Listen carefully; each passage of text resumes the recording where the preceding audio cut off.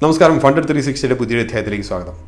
ഇന്ന് നമ്മൾ ചർച്ച ചെയ്യാൻ പോകുന്നത് ഗ്രേ മാർക്കറ്റ് പ്രീമിയം ഇവ രണ്ടിനെ കുറിച്ചാണ്. ഇപ്പോൾ ഒരു IPOയുടെ ഒരു ഉത്സവകാലമാണല്ലോ, അപ്പോൾ അതുകൊണ്ട് എല്ലാവരും തപ്പി നടക്കുന്നതാണ് ഗ്രേ മാർക്കറ്റ് പ്രീമിയം എത്രയാണ്. ഈ ഒരു ടെർമിനോളജി ചോദിക്കുമെങ്കിലും പലരും അന്വേഷിച്ച് നടക്കുന്ന വേറൊരു കാര്യം കൂടിയാണ് ഈ ഗ്രേ മാർക്കറ്റ് എവിടെയാണ്. സ്റ്റോക്ക് മാർക്കറ്റ് കണ്ടു, കമ്മോഡിറ്റി മാർക്കറ്റ് കണ്ടു, കറൻസി മാർക്കറ്റ് കണ്ടു. ഗ്രേ മാർക്കറ്റ് എവിടെയാണെന്ന് കണ്ടിരുന്നെങ്കിൽ അവിടെ ചെന്നിട്ട് എനിക്ക് IPO കിട്ടുവാണെങ്കിൽ അത് വിൽക്കുകയോ അല്ലെങ്കിൽ വാങ്ങിക്കുകയോ എന്തെങ്കിലുമൊക്കെ ചെയ്യായിരുന്നു. ഇപ്പോൾ ഈ ലേറ്റൻ്റ് അനലിറ്റിക്സിനെ കുറിച്ചൊക്കെ പറയുന്ന പോലെ അവിടെ കിട്ടുമായിരുന്നെങ്കിൽ 150% മുകളിൽ ഞാനിപ്പോൾ ലാഭം ഉണ്ടാക്കി വിറ്റേനെ എന്ന് പറയുന്ന പോലെ. അപ്പോൾ നമ്മുടെ ഇന്നത്തെ ചർച്ചയിൽ വരുന്ന പ്രധാനപ്പെട്ട കാര്യങ്ങൾ, ഒന്ന് ഗ്രേ മാർക്കറ്റ് എന്താണ്, അവിടെ നടക്കുന്ന ഒരു ഓപ്പറേഷൻസ് എങ്ങനെയാണ്, ഗ്രേ മാർക്കറ്റ് ഓപ്പറേഷൻസ് എങ്ങനെയാണ്, അതായത് വിൽക്കൽ വാങ്ങൽ, അതുകൊണ്ടുണ്ടാകുന്ന ലാഭങ്ങൾ നഷ്ടങ്ങൾ, പിന്നെ കോസ്റ്റ് ഒക്കെ റേറ്റ്സ് എന്താണ്, ഇതൊരു അസോസിയേറ്റഡ് ടെർമിനോളജിയാണ്, അതുപോലെ സബ്ജക്റ്റ് ടു സൗദ. പിന്നെ അവസാനമായിട്ടുള്ളത് ഇതിൻ്റെ ടാക്സ് ആബ്ലിഗേഷൻസ് ആണ്, അതായത് ടാക്സ് നികുതികൾ എന്തൊക്കെയാണ് ഈ പറഞ്ഞ പോലെ ഗ്രേ മാർക്കറ്റിലെ പ്രധാനപ്പെട്ട സെല്ലറെ സംബന്ധിച്ച് വരുന്നത്, എന്ത് നികുതി ബാധ്യതയാണ് വരുന്നത്. അപ്പോൾ ആദ്യമായി നമുക്ക് ഗ്രേ മാർക്കറ്റ് എന്താണുള്ളത് നോക്കാം. ഗ്രേ മാർക്കറ്റ് എന്ന് പറയുന്നത് നിങ്ങൾക്ക് അറിയുന്ന പോലെ ഗ്രേ എന്ന് പറയുന്ന കളർ വൈറ്റിൻ്റെയും ബ്ലാക്കിൻ്റെ ഇടയ്ക്കുള്ളതാണ്. വൈറ്റ് എന്ന് പറയുന്നത് നമ്മളൊരു ലീഗൽ, അതായത് നിയമവിധേയമായിട്ടുള്ളൊരു ബിസിനസ്സായിട്ട് കണക്ക് കൂട്ടുകയാണെങ്കിൽ, ബ്ലാക്ക് എന്ന് പറയുന്നത് നിയമവിധേയമല്ലാത്ത ഒരു ബിസിനസ്സാണ്. അപ്പോൾ ഗ്രേ എന്ന് പറയുന്നത് രണ്ടിനും ഇടയിലുള്ളതാണ്, അതായത് നിയമവിധേയവുമല്ല നിയമവിരുദ്ധവുമല്ല, രണ്ടിൻ്റെ ഇടയ്ക്കുള്ളത്. നമ്മളിപ്പം ക്രിപ്റ്റോ കറൻസിയെക്കുറിച്ച് പറയുന്ന പോലെ ക്രിപ്റ്റോ കറൻസി നിയമവിരുദ്ധമാണോ എന്ന് ചോദിച്ചാൽ നിയമവിരുദ്ധമല്ല, നിയമവിധേയമാണോ എന്ന് ചോദിച്ചു കഴിഞ്ഞാൽ നിയമവിധേയവുമല്ല. അതായത് അവനവൻ്റെ റിസ്കിൽ ട്രേഡ് ചെയ്തു കൊള്ളുക. ഗ്രേ മാർക്കറ്റിലും അതാണ് സംഭവിക്കുന്നത്. പരസ്പര വിശ്വാസത്തിലും തമ്മിലുള്ള ധാരണയിലുമാണ് ഗ്രേ മാർക്കറ്റിൽ എല്ലാ ട്രേഡും നടക്കുന്നത്. അപ്പോൾ ഗ്രേ മാർക്കറ്റ് പ്രീമിയം എന്ന് പറഞ്ഞാൽ എന്താണെന്നുള്ളത് നമുക്ക് ആദ്യം നോക്കാം. ഉദാഹരണമായി നിങ്ങൾ ഗ്രേ മാർക്കറ്റ് പ്രീമിയം കാണിച്ചു തരുന്ന പല വെബ്സൈറ്റുകളൊന്നും അവൈലബിൾ ആണ്. ഒന്നുമില്ലെങ്കിൽ നിങ്ങൾ ഗ്രേ മാർക്കറ്റ് പ്രീമിയം എത്രയാണെന്നൊരു ഫോൺ കോൾ ചെയ്തിട്ട് നിങ്ങളുടെ സബ് ബ്രോക്കറോട് ചോദിച്ചു കഴിഞ്ഞാൽ നിങ്ങളുടെ സബ് ബ്രോക്കർ പറയും ആ ഒരു പ്രത്യേക IPOയുടെ ഗ്രേ മാർക്കറ്റ് പ്രീമിയം എത്രയാണ്. ഉദാഹരണമായിട്ട് ഇപ്പം കമ്പനി X എന്ന് പറയുന്ന ഒരു കമ്പനി ഇപ്പോൾ ഇന്ന് IPO ഓപ്പൺ ചെയ്തു, ഇപ്പോൾ അല്ലെങ്കിൽ നാളെ ഓപ്പൺ ചെയ്തു, അല്ലെങ്കിൽ മറ്റന്നാൾ തീരാൻ പോകുന്ന ദിവസമാണെങ്കിൽ ഒന്നുമില്ല, നിങ്ങൾ അപ്ലൈ ചെയ്യണോ അല്ലെങ്കിൽ ഗ്രേ മാർക്കറ്റ് തരാമെന്ന് അറിയാം, നിങ്ങൾ സബ് ബ്രോക്കർ ജസ്റ്റ് ഒരു കോൾ ചെയ്യുക, അല്ലോ ഞാനിത് IPO അപ്ലൈ ചെയ്യാൻ ഉദ്ദേശിക്കുന്നു, ഇന്നത്തെ ഗ്രേ മാർക്കറ്റ് പ്രീമിയം എത്രയാണ്. സബ് ബ്രോക്കർ പറയും എത്രയാണ് പ്രീമിയം എന്ന്. അതിനെ സംബന്ധിച്ച് ഗ്രേ മാർക്കറ്റിനെ ബേസ് ചെയ്തിട്ട് മിക്കവാറും ഒരു റെക്കമെൻഡേഷൻ സബ് ബ്രോക്കർ പറയും, കാരണം സബ് ബ്രോക്കർക്കും ഇൻട്രസ്റ്റ് ഉള്ളൊരു കാര്യമാണത്. അപ്പോൾ ഇങ്ങനെ ഗ്രേ മാർക്കറ്റ് പ്രീമിയം നമുക്ക് കണ്ടുപിടിക്കാൻ പറ്റും. അല്ലെങ്കിൽ IPO വാച്ചൊക്കെ പോലത്തെ കുറേ വെബ്സൈറ്റുകളൊക്കെ ഉണ്ട്. ഞാൻ പേഴ്സണലായിട്ട് വെബ്സൈറ്റുകളൊന്നും റെഫർ ചെയ്യുന്നില്ല എന്ന് വെച്ച് കഴിഞ്ഞാൽ ഞാൻ റെക്കമെൻഡ് ചെയ്യുന്നില്ല. അതൊക്കെ നിങ്ങൾ സ്വന്തം കണ്ടുപിടിച്ചോളാം. പക്ഷേ ഏറ്റവും എളുപ്പമുള്ളൊരു കാര്യം ഞാൻ ഈ പറഞ്ഞ പോലെ ഫോൺ വിളിച്ച് നിങ്ങളുടെ സബ് ബ്രോക്കർക്ക് ചോദിക്കുന്നൊരു കാര്യമാണ്. അപ്പോൾ ഗ്രേ മാർക്കറ്റ് പ്രീമിയം കിട്ടി. ഉദാഹരണമായിട്ട് ഗ്രേ മാർക്കറ്റ് പ്രീമിയം എന്ന് പറയുന്നത് 20 രൂപയാന്നിരിക്കട്ടെ, കമ്പനി IPO ഫ്ലോട്ട് ചെയ്തത് 100 രൂപയ്ക്കാന്നിരിക്കട്ടെ. അപ്പോൾ അതിൻ്റെ ഒരു അന്നത്തെ ഗ്രേ മാർക്കറ്റ് പ്രീമിയം വെച്ചിട്ട് നമ്മൾ കണക്ക് കൂട്ടുന്നത് ലിസ്റ്റിംഗ് ഡേ അത് ഏകദേശം ഒരു 120 രൂപയോളം വരും. 100 പ്ലസ് 20 രൂപ, 120 രൂപയോളം ലിസ്റ്റിംഗ് ഉണ്ടാവുന്നത്. അതായത് ലിസ്റ്റിംഗ് ഗെയിൻസ് ഉണ്ട് എന്നുള്ളതാണ് കണക്കാക്കപ്പെടുന്നത്. അപ്പോൾ ലിസ്റ്റിംഗ് ഗെയിൻസ് ഉണ്ടെങ്കിൽ നമുക്കൊന്ന് IPOയ്ക്ക് അപ്ലൈ ചെയ്തേക്കാം എന്നാണ് നമ്മൾ സാധാരണ കരുതാറ്. അതാണ് ഗ്രേ മാർക്കറ്റ് പ്രീമിയത്തിൻ്റെ ഒരു പ്രാധാന്യം. അടുത്തതായി നമുക്ക് ഈ ഗ്രേ മാർക്കറ്റ് എന്താണ്, എങ്ങനെയാണ് നടക്കുന്നതെന്ന് നോക്കാം. ഇപ്പോൾ ഗ്രേ മാർക്കറ്റ് എങ്ങനെ നടക്കുമെന്ന് ചോദിച്ചു കഴിഞ്ഞാൽ ഇതൊക്കെ വർഷങ്ങളായിട്ട് പണ്ടത്തെ കാലം ഓഫ്ലൈൻ ട്രേഡിംഗ് നടക്കുന്ന കാലം വരെ ഉള്ളതാണ്. പക്ഷേ അന്നത്തെ കാലത്ത് ഈ ഗ്രേ മാർക്കറ്റ്, പ്രത്യേകിച്ച് IPO ഗ്രേ മാർക്കറ്റ് എന്നൊക്കെ പറയുന്നത് ആ കാലങ്ങളിൽ ഒതുങ്ങി നിന്നിരുന്നത് അഹമ്മദാബാദ്, ഇൻഡോർ അല്ലെങ്കിൽ മുംബൈ പോലെയുള്ള വളരെയധികം ഓഹരി നിക്ഷേപകർ ഉണ്ടായിരുന്ന നോർത്തിലെ പല സ്ഥലങ്ങളിലൊക്കെയാണ്. പക്ഷേ ഇന്നത്തെ കാലത്ത് വന്നപ്പോൾ എല്ലാം ഓൺലൈനായി വന്നപ്പോൾ ഗ്രേ മാർക്കറ്റ് എവിടെയുണ്ടെന്ന് ചോദിച്ചു കഴിഞ്ഞാൽ ഓൾമോസ്റ്റ് എല്ലായിടത്തും ഉണ്ടെന്നൊക്കെ വേണം പറഞ്ഞു കരുതാൻ. എവിടെ നടക്കുന്നു എന്ന് ചോദിച്ചു കഴിഞ്ഞാൽ മിക്ക സബ് ബ്രോക്കേഴ്സിൻ്റെ അടുത്തും നടക്കുന്നതൊക്കെ വേണം കരുതാൻ. പലപ്പോഴും മിക്ക സബ് ബ്രോക്കർ എന്ന് പറയാൻ കഴിയില്ല, വളരെ അഗ്രസീവായിട്ടുള്ള പല സബ് ബ്രോക്കേഴ്സും കേരളത്തിലുൾപ്പെടെ നടക്കുന്നു. അപ്പോൾ ഇത് എങ്ങനെ നടക്കുന്നു എന്ന് ചോദിച്ചു കഴിഞ്ഞാൽ വളരെ സിമ്പിളാണ്. ഉദാഹരണമായി ഒരു സബ് ബ്രോക്കർ ഉണ്ടെന്നിരിക്കട്ടെ, സബ് ബ്രോക്കർക്ക് 100 ക്ലയൻസും ഉണ്ടെന്നിരിക്കട്ടെ. അപ്പോൾ 100 പേരിൽ ഒരു IPO ഫ്ലോട്ട് ചെയ്തു, ഒരു X എന്ന് പറയുന്ന ഒരു കമ്പനിയുടെ ഒരു IPO ഫ്ലോട്ട് ചെയ്തു.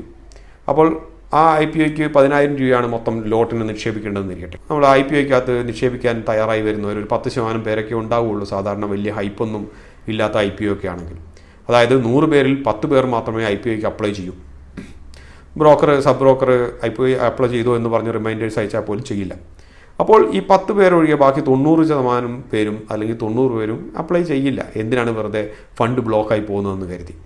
അപ്പോൾ ഈ ഗ്രേ മാർക്കറ്റ് ബയേഴ്സ് പലരും ഉണ്ടാകും, അതായത് ഈ IPO ബൈ ചെയ്യാൻ റെഡി ആയിട്ടിരിക്കുന്നവർ. അവരുടെ പ്രധാനപ്പെട്ട ബിസിനസ് സ്റ്റോക്ക് മാർക്കറ്റിലായിരിക്കില്ല. ഇങ്ങനെയുള്ളവരുടെ പലരുടെയും പ്രധാനപ്പെട്ട കച്ചവടം എന്ന് പറയുന്നത് IPOയിലുള്ള ഗ്രേ മാർക്കറ്റ് തന്നെയായിരിക്കും. അപ്പോൾ ഇവർ ഇങ്ങനെയുള്ള ബ്രോക്കേഴ്സുമായിട്ട് പല ബന്ധമുള്ള പല IPO ബയേഴ്സൊക്കെ ആണെങ്കിൽ അവർ ഈ സബ് ബ്രോക്കറുമായിട്ട് ബന്ധപ്പെടുമ്പോൾ സബ് ബ്രോക്കർ പറയും ഒരു 90 പേര് ഇവിടെ അപ്ലൈ ചെയ്യാത്തവരുണ്ട്. അപ്പോൾ ആ സമയത്ത് എന്താണ് ചെയ്യുന്നതെന്ന് വെച്ച് കഴിഞ്ഞാൽ ഈ ഗ്രേ മാർക്കറ്റ് ബയർ ഓഫർ ചെയ്യുന്നു, ഞാൻ 3000 രൂപ അപ്ലൈ ചെയ്ത് കഴിഞ്ഞാൽ തരാം. അപ്പോൾ അവിടെ 3000 രൂപയാണ് ഓഫർ. അപ്പോൾ സബ് ബ്രോക്കർ എന്ത് ചെയ്യും? അപ്ലൈ ചെയ്യാതിരിക്കുന്നവരോട് പറയും നിങ്ങൾ അപ്ലൈ ചെയ്താൽ നിങ്ങൾക്ക് ഞാൻ 3000 രൂപ തരാം. അപ്പോൾ അപ്ലൈ ചെയ്യാതെ വെറുതെ ഇരിക്കുന്ന ആളെന്ന് വിചാരിക്കും, ഒരു 5-6 ദിവസം എൻ്റെ ഫണ്ട് ബ്ലോക്കായി കിടന്നാൽ എനിക്ക് 3000 രൂപ കിട്ടുമല്ലോ, ലാഭമല്ലേ. 30% എനിക്ക് വെറുതെ കിട്ടി ഒരു 5-6 ദിവസം കൊണ്ട്. അതേസമയം ഈ IPO ബയറുടെ മനസ്സിലുള്ളത് എന്താണ്? IPO ബയർ കണക്ക് കൂട്ടുന്നതെന്ന് വെച്ച് കഴിഞ്ഞാൽ ഇത് ലിസ്റ്റ് ചെയ്യുമ്പോൾ മിനിമം 50% പ്രീമിയത്തിലായിരിക്കും ലിസ്റ്റ് ചെയ്യുന്നത്. അതായത് 10000 രൂപ ലോട്ട് സൈസ് ഉള്ളത് 10000 രൂപയ്ക്ക് പകരം 15000 രൂപയ്ക്കായിരിക്കും ലിസ്റ്റ് ചെയ്യുന്നത്. അതുകൊണ്ട് ഞാൻ 3000 രൂപ ഈ പറഞ്ഞ സെല്ലർക്ക് IPO അപ്ലൈ ചെയ്യുന്ന ആൾക്ക് ഞാൻ കൊടുത്താൽ പോലും 2000 രൂപ എനിക്ക് ലാഭമുണ്ട്. അതാണ് ഈ IPO ബൈ ചെയ്യുന്നയാളുടെ ഉദ്ദേശം. അപ്പോൾ ഇതിന് പറ്റിച്ചു പോകുമെന്നുള്ള പ്രശ്നങ്ങളൊന്നുമില്ല, കാരണം ഇൻ്റർമീഡിയറി ആയിട്ട് ഇതിൻ്റെ സബ് ബ്രോക്കറുണ്ട്. അപ്പോൾ ഇയാൾക്ക് വേണ്ടിയിട്ട് മറ്റേ ആൾ IPOയ്ക്ക് അപ്ലൈ ചെയ്യുന്നു, അയാളുടെ ട്രേഡിംഗ് അക്കൗണ്ടിലൂടെ ഈ ഒരു 3000 രൂപ അയാൾക്ക് ലഭിക്കുന്നു, മിക്കവാറും ക്യാഷ് ആയിട്ട് തന്നെ കൊടുക്കും. അപ്ലൈ ചെയ്യുന്നു, അപ്ലൈ ചെയ്തിട്ട് അലോട്ട്മെൻറ്റ് വരുമ്പോൾ ചിലപ്പോൾ കിട്ടും, ചിലപ്പോൾ കിട്ടില്ല.